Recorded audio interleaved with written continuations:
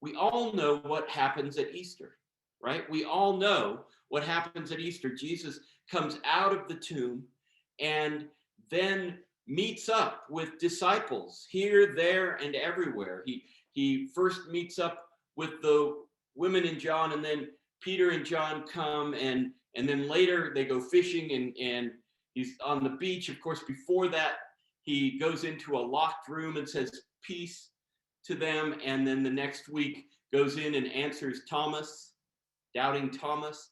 We know that he meets disciples on the road to Emmaus in Luke, and then sends the disciples off with, you will be my witnesses in Jerusalem and Judea and Samaria and to the ends of the earth in Acts. We know that in Matthew an earthquake happens, and all this disciple seeing, and also the Great Commission in Matthew. We know what Easter is. It's all that stuff, right?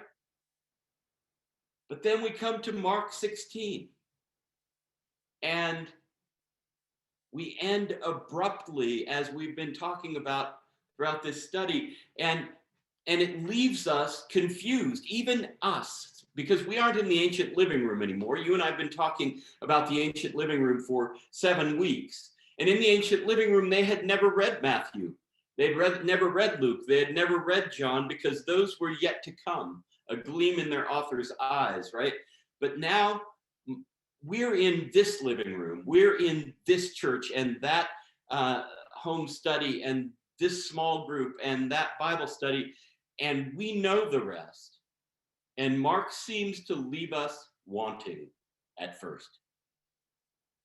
Tonight, we're going to ask why he might do that. What is the strategy of an author who chooses to end his gospel in the way Mark ended his gospel?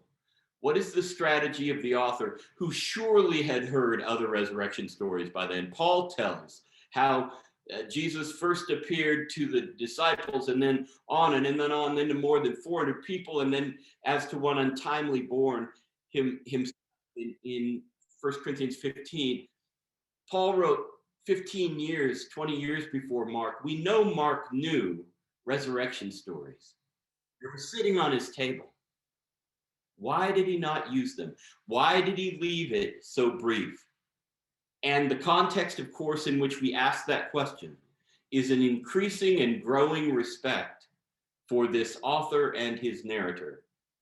So we're going to ask, giving Mark the benefit of the doubt, that this isn't just clumsy. Remember, we've seen scholars calling Mark clumsy every once in a while. That this isn't just sort of, well, I ran out of ink.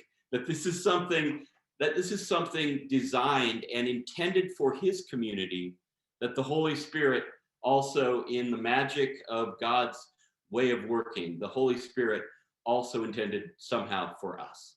So